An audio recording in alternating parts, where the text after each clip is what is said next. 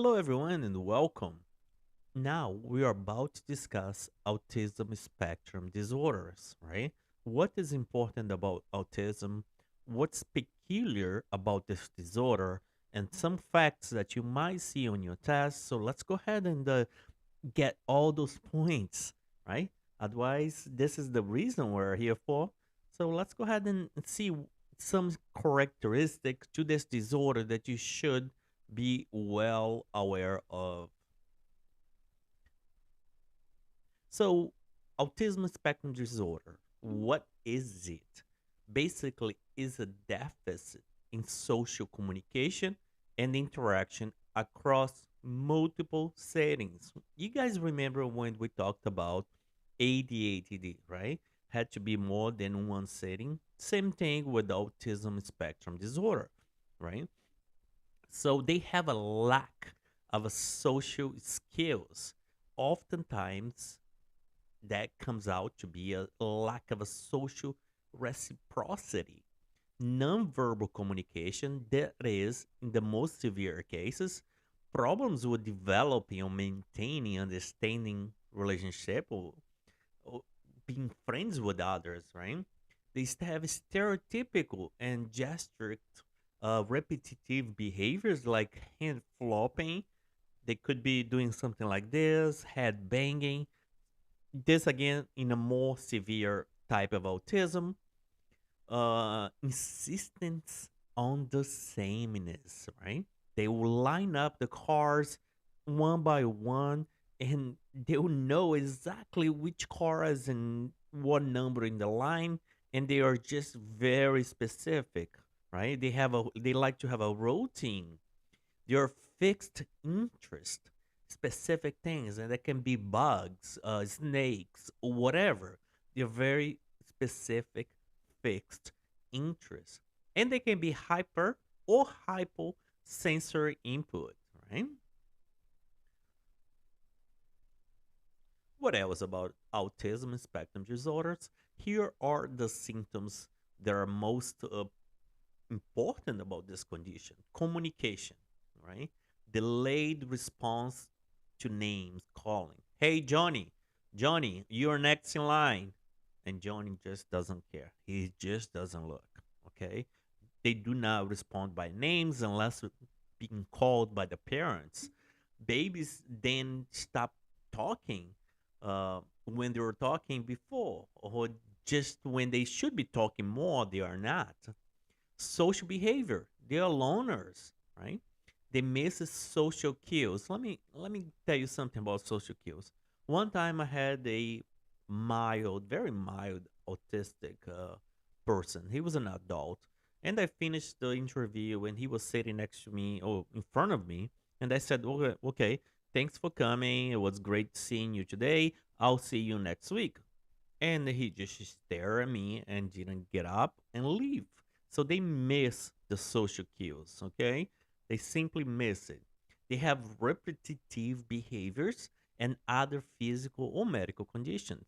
As you can see here, uh, they have they have comorbidities with a lot of things, right? Specifically anxieties and OCDs are big ones, okay? Depression often comes along.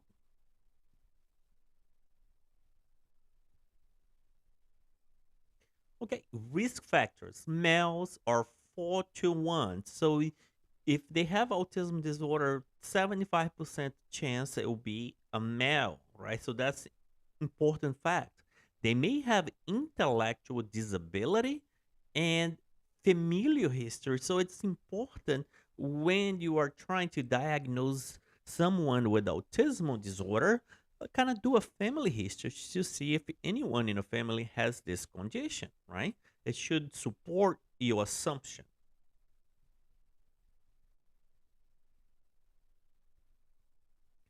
All right. So some symptoms to be aware of, often reported by parents, is no queuing by age 1. So babies should already be queuing by age 1, not a single word by the age of 60 months. That's not normal. They should be talking a little bit, at least one word by then, but they are not. No response when called by name. No, hey, Johnny, Johnny. And Johnny doesn't look. No response when called by name. Little to no eye contact. You have a conversation and they are looking down, looking sideways, looking everywhere, but eye contact, right? So they have a lack of eye contact. We mentioned about the toys. They are lined up in a particular way or in a specific place, and do not mess with those toys, okay? They have a lack of imaginary friend. We know that having imaginary friend is normal and healthy. However, they have this lack of imaginary friends. They have no interest with playing with others. They are just fine being alone. They have intense tantrum and the short attention span, and also prone to self-injury behaviors. What are the tools, or how can you screen for uh, spectrum disorder? You can use the modified checklist for autism in toddler. So this is important, okay? So think about this. If a question asks which of the tools you can use to diagnose or help you better come up with a close diagnosis for autism, that's what you're thinking, and they say the age is 7 years old, would this to the modified checklist for autism in toddler be the answer? No, that's toddler. So pay attention to this one because this often comes back in tests where we memorize, especially MCHAT, dot DO DADOSG or ASQ, and we kind of forget what do they mean, and they all three come up in orders for one of the possible answer, and they were like totally missed the answer because we forgot that what MCHAT is only for toddlers, okay?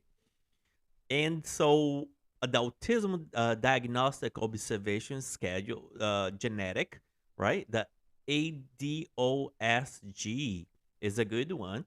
And you can also use the age and stage questionnaire, the ASD.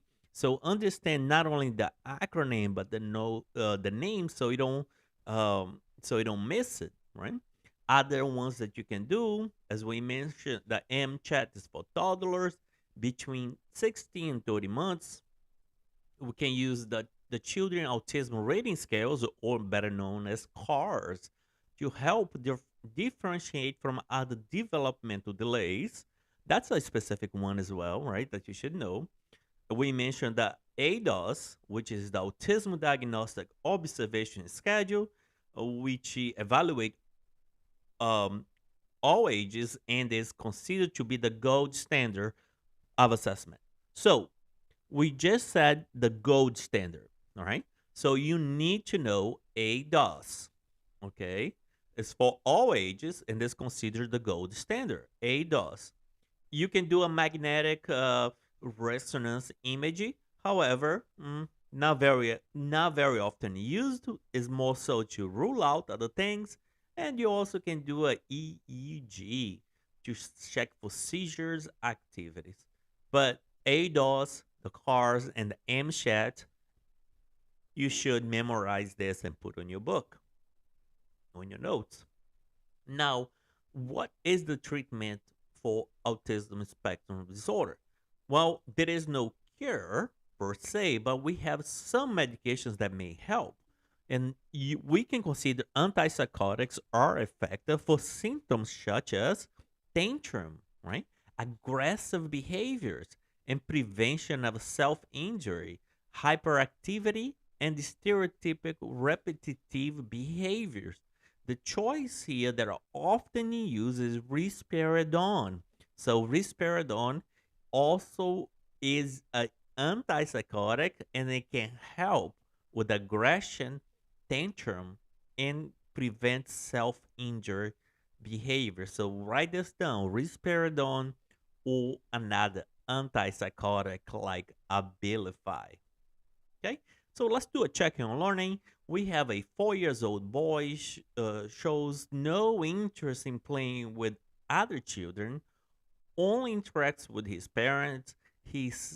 Spends hours lining up his toys and rarely uses speech to communicate. He often fails to respond when called by name. His physical examinations results are normal. Which of the following condition is most likely responsible for these symptoms? Is it A, obsessive compulsive disorder? Is it B, Rett syndrome? Is it C, autism? Or is it D, Tourette's disorder? Okay, so as we can guess correctly, this is the autism spectrum disorder. The children's symptoms closely align with autism, including the limited social interactions, communication difficulties, and repetitive behaviors, right? We have A, obsessive compulsive disorder. This condition is characterized by repetitive behaviors as well, but communication issues and social difficulties often are not part of the obsessive compulsive disorder, right? Tourette's that we are about to see in this later on this module is a condition that involves involuntary tics or vocalization. In fact, it's two modern tics and one vocal, which are not mentioned in this scenario, so we can throw that out. Rett syndrome is a generic condition and is more common in girls. So we said that autism was more common in boys, so you should know that Rett syndrome is more common in girls. Typically involves a significant impairment motor functions, which is not present in this scenario, right? And Reddit, think about as deceleration head circumference measurements. Okay, so this was a quick video on autism spectrum disorder. I'll see you on our next training. My name is Dr. Lopez, and I can't wait to see you become board certified. See you later.